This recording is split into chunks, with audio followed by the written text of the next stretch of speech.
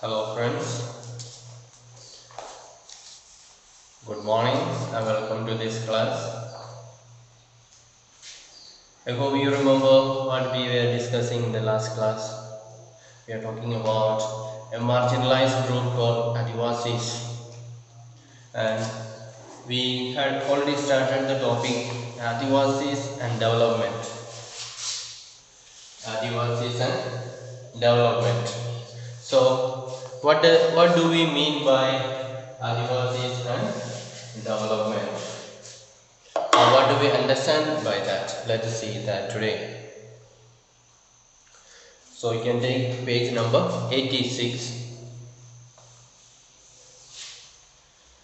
So forest lands have been cleared for timber and to get land for agriculture and industry.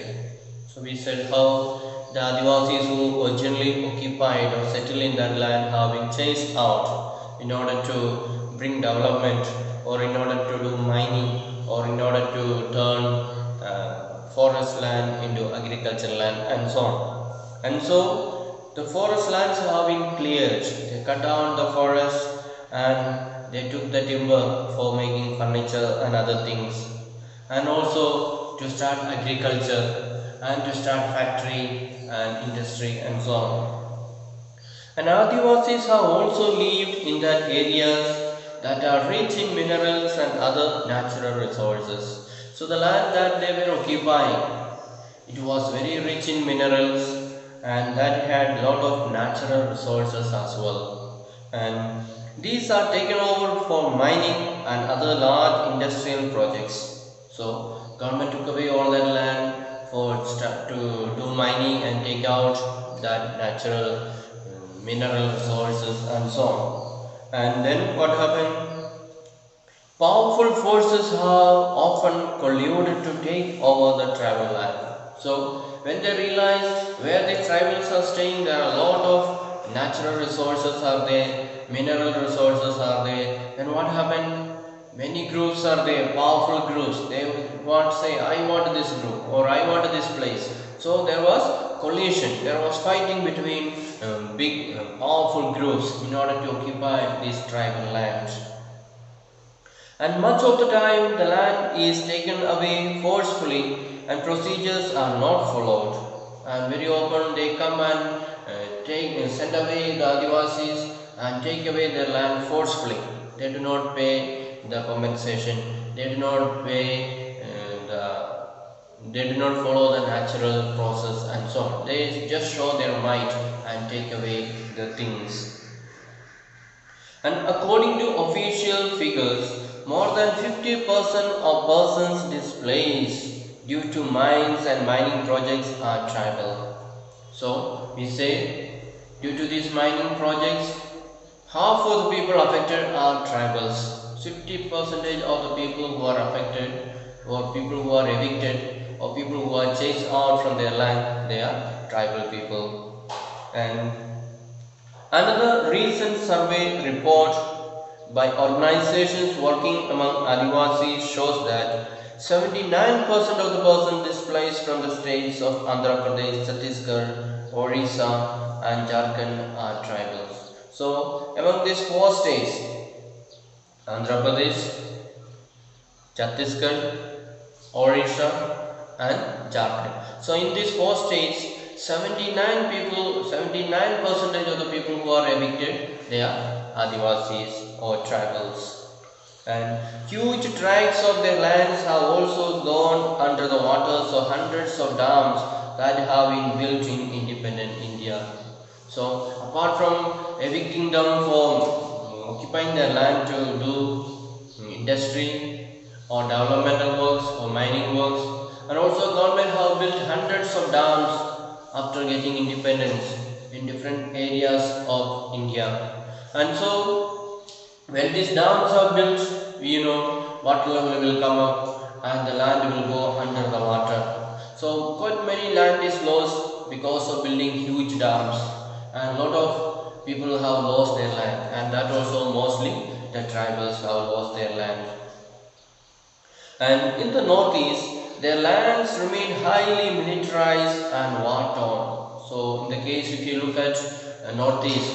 There are different militant groups are there, and so there is fighting is going on for land. One group will say this land is ours, another group will say this land is ours. So it is something like militarized. Lot of military is there to control them, to occupy them, to subdue them, to control them, and so on. And India has 54 national parks and 372 wildlife sanctuaries covering 1,09,652 square kilometers. So India has got how many national parks? India has got 54 national parks. 54 national parks. Then how many wildlife sanctuaries are there? We have 372 wildlife sanctuaries are there. And these two, they cover the areas of 1,09,652 square kilometers are occupied. So this much of land is occupied by national parks and wildlife sanctuaries. And these are areas where tribals originally lived but were evicted from. So this much land, all these lands were occupied by the tribals in the beginning. So government evicted them, sent them out from there, and now it is made into national parks and wildlife sanctuaries. So human beings are evicted and the animals are brought in that place. So poor Adivasis, they have lost their land, their houses, and so on. And when they continue to stay in these forests, they are termed as encroachers. Suppose after evicting the Adivasi people, if they continue to stay in the forest, then what happens? Government will charge them. Government will say you are trying to encroach into the property of the government. You are trying to encroach into the forest, and that is a criminal offence, and they will be charge sheeted, they will be arrested, and they will be put into jail, and so on. So that is the poor Adivasis are facing in India, the situation that they are facing, the troubles that they are facing. It is all because in the name of development, their lands were taken away and no proper compensation was paid, no proper procedures were followed, and so on. So they have really suffered and marginalized. And losing their land and access to the forest means that tribals lose their main sources of livelihood and food. So when we say they are chased out from the forest, what happens? The beginning of this lesson we saw the Adivasis, they were completely depending on their forest and their land. They cultivate whatever they want and that food is sufficient for them. Then they collect nuts, fruits, wild honey, all those things from the forest, and with that they were able to manage. Now they are chased out from this forest area and they have no access to land, they have no access to the forest, and so they are deprived of all these things. That was the main source of their livelihood. Now they are deprived of all that, so they are really marginalized.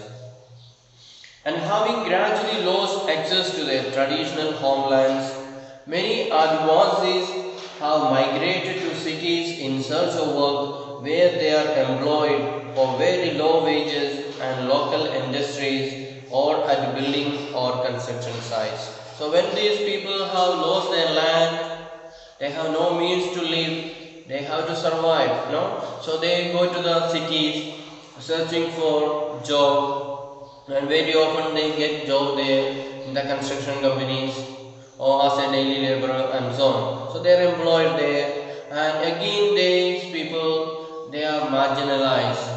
They are not paid full money as others are receiving. They are paid very less. So they are cheated every way. Their land is taken away and then they have to go searching for job, and when they get job they are paid very low wages. So in every way they are marginalized. Thus they get caught in a cycle of poverty and deprivation, and therefore their life is going round and round like a cycle of deprivation and poverty. So they are deprived by the government from their land. Their land was taken away. Then they are deprived of job. They have no proper job is given. They are not given proper compensation. And if they are doing job also, they are deprived of their wages. So everywhere they are facing deprivation, they are facing injustice. So that is going on in their life. And what's the result? What is their poverty? Though they work hard, they are not able to get wages, they are not able to get enough money, and so they continue to remain poor. That is the life of Adivasis. 45% of tribal groups in rural areas and 35% in urban areas live below the poverty line. So 45% of tribal groups in rural area. So in the rural area or in the village area, 45% of the people are living below poverty line. So 45 means almost reaching half. Half of the people are poor in the village. Then in the urban areas, 35% of them are very poor. So those who are living in the urban area, their life is little better. 35% are below poverty line. But in the village, almost 45% are living below poverty line. And this leads to deprivation in other areas. Many tribal children are malnourished. Literacy rates among tribals are also very low. So when they are living below poverty line, they cannot think about living a normal life. They are deprived of good food. There is no enough money to buy good food. There is no enough money to send the children to the school. So they are suffering. In many of the places they are deprived of good food and good education and so on. So most of the people are malnourished. Malnourished means not able to eat good food with proper vitamins and so on. They are eating very just ordinary food, and that does not much protein contents or vitamin contents. Therefore they are not healthy at all, and their children are also not very healthy, and they are not able to go to school and so on. And when Adivasis are displaced from their lands, they lose much more than the source of income. So the forest land or their own land, it is not only just a source of income for them, but they lose their traditions and customs. So when they are living there in their land, they have lot of traditions are there, lot of customs are there, lot of festivals, celebrations are there. They have lost all that. They are displaced. They are sent. Some people go that side, some people go this side, some people go to the town. So they are no more living together, and therefore that coming together, celebrating together, all that is no more there. It is all disappearing. And they took our farming land.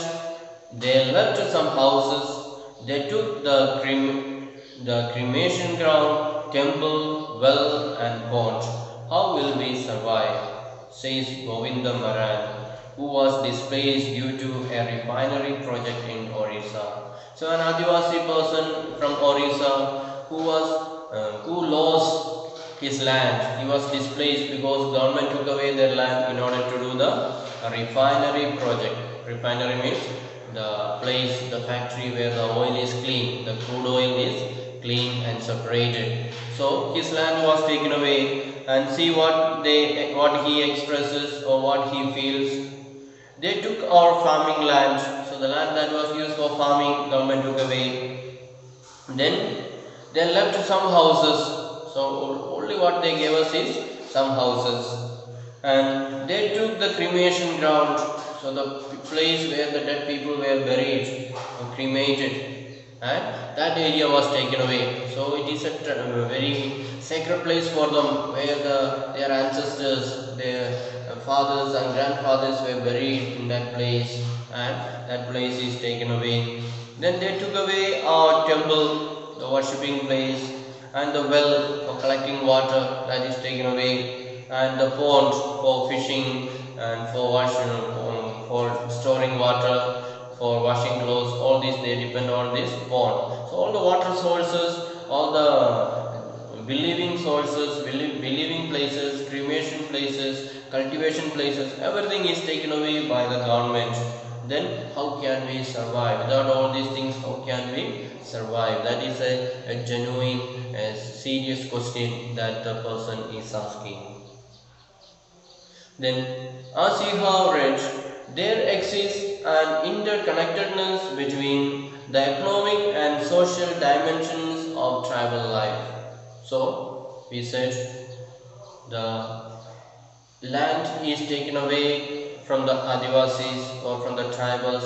So, it is not only a source of livelihood that is lost for them, but their culture, their traditions, everything is lost. Therefore, the land and the people, they are connected together. There is a lot of there is economic connection is a social dimension is a, all these are interconnected in their life. The life of the people and the land, they are so much connected together. When they are separated from their lands, or when they are chased out from their land, then that connection is lost, their tradition is lost, their culture is lost, everything is lost.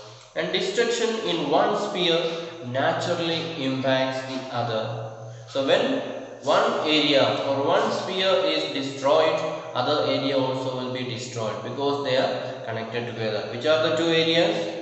The economic and the social life. So their economic life will be affected. That means they will have no more source of income, and their social dimension, their culture, their tradition, all that will be lost. And often this process of dispossession and displacement can be painful and violent. So when the land is taken away from the people by force, it becomes very discouraging for the people. It's a very sad thing for the people, and therefore what happens? It can be very painful and it can turn out to be violent. So people can react very violently. They can turn out to be very fighting back. They can turn to be very violent, attacking, and so on. So that is possible, because taking away the land means it is really affecting the lives of people, and they are really ruining their life. Their life is ruined. So that is a real serious problem. That's why throughout our country there's a lot of unrest. The tribal groups are trying to fight back against the government, because they feel that their land is forcefully taken away from them, and they have lost their sources of livelihood. Their economic situation is affected, their social situation is affected, everything is affected. So that is about the group called Adivasis, how they are marginalized, how government use their force, and the other rich people use their force to take away the things from the people, the land from the people, and so on. That is all shows how they are marginalized, how they are pushed aside into one side, while other people continue to enjoy. The one group of people, the Adivasis, they are made to suffer for the sake of development and so on.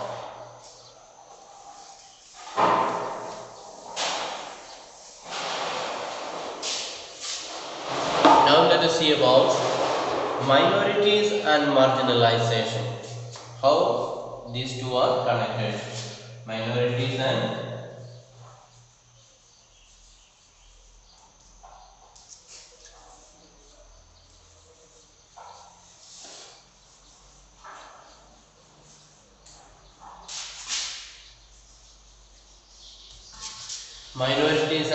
marginalization. So in Unit 1, you read that the Constitution provides safeguards to religious and linguistic minorities as part of our fundamental rights. So I hope you remember that we learned in the first unit that we studied about the Constitution of India, and which is guaranteeing the fundamental rights to its citizens. And there it is said that people who are linguistic minority means a group of people, a small group of people who speak a particular language, that is called linguistic minority on the basis of language. Linguistic means language. And also The religious minorities, people who belong to a particular religion who are small in number. So the constitution guarantees that people who are a small group who are speaking a particular language, or a small group of people who are believing in a particular religion, they all will be protected. Why do you think that these minority groups have been provided these safeguards? So, government knew very well that the majority group will persecute the small group, the minority group. Therefore, government gave them a particular provision in the Constitution of India that their rights will be safeguarded, that it is a duty of the government to protect these people and so on.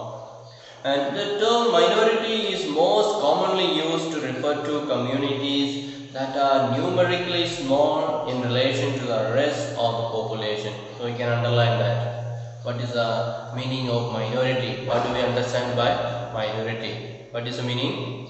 We mean the term minority is most commonly used to refer to communities that are numerically small. Numerically means in number. They are small in number comparing to another group. Referring to communities that are numerically small in relation to the rest of the population. So other groups are very big or large in number, and this one, another group, is small in number. So they are called minorities. However, it is a concept that goes well beyond numbers. So it is not only in terms of numbers, this idea goes even beyond the number.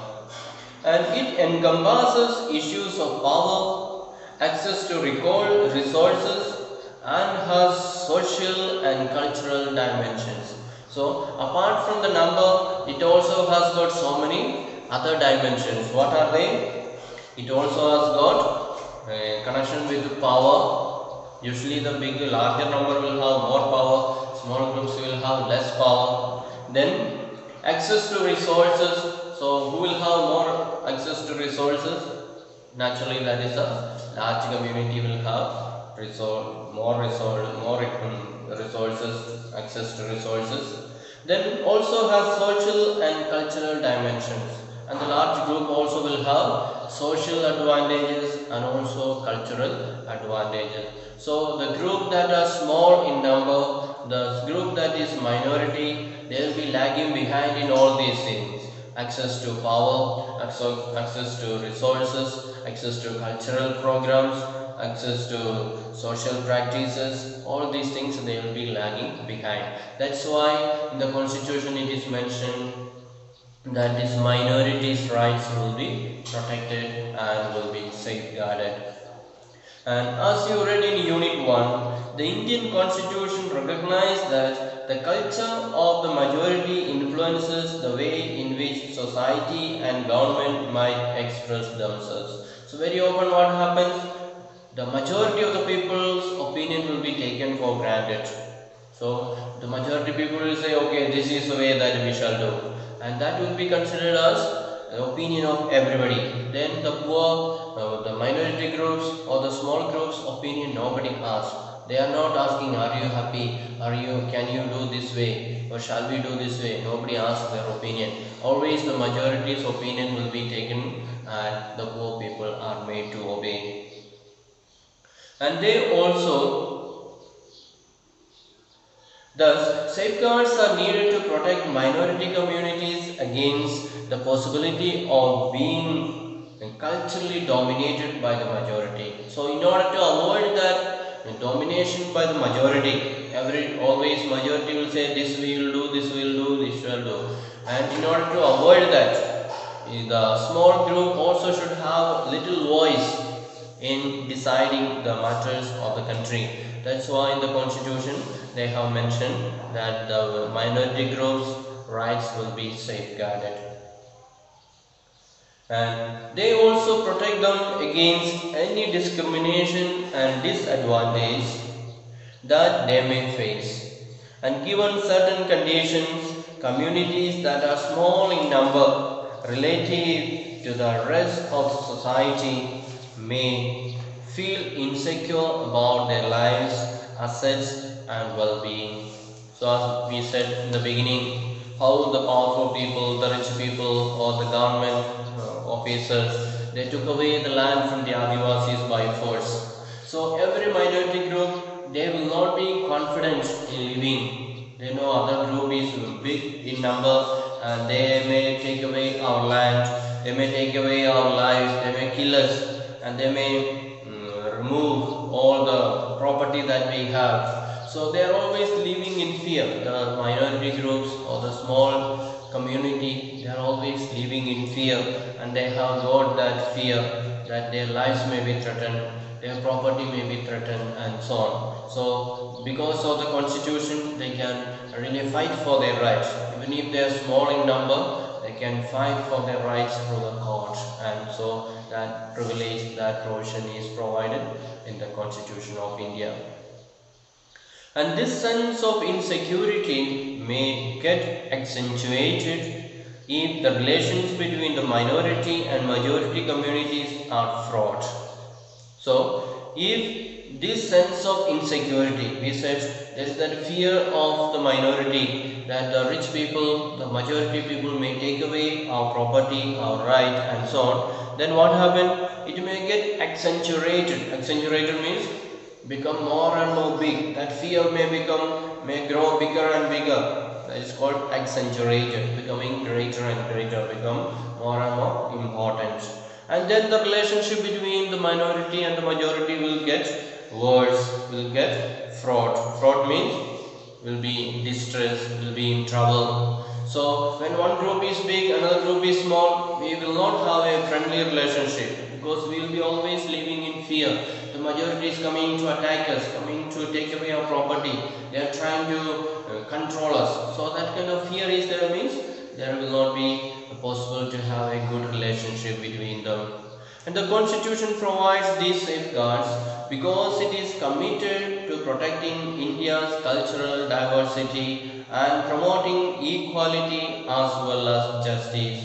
So the Constitution of India guarantees these provisions, these opportunities to protect the people, especially the rights of the minority, because India believes that there is a diversity, unity in diversity. India has got different types of religion, different types of languages, different type of cultures, everything is there. India does not say that culture is small so it is not required, this culture is big therefore it is required. There is no such a distinction. Everybody is gathered together, the rich as well as the poor, the small group as well as the big group, everybody is taken into consideration. And as you have already read in chapter 5, the judiciary plays a crucial role in upholding the law and enforcing fundamental rights. And every citizen of India can approach the courts if they believe that their fundamental rights have been violated. And now let us understand marginalization in the context of the Muslim community. So, if the minorities feel that their rights are taken away, they are living under fear or their lives are under threat, what can they do?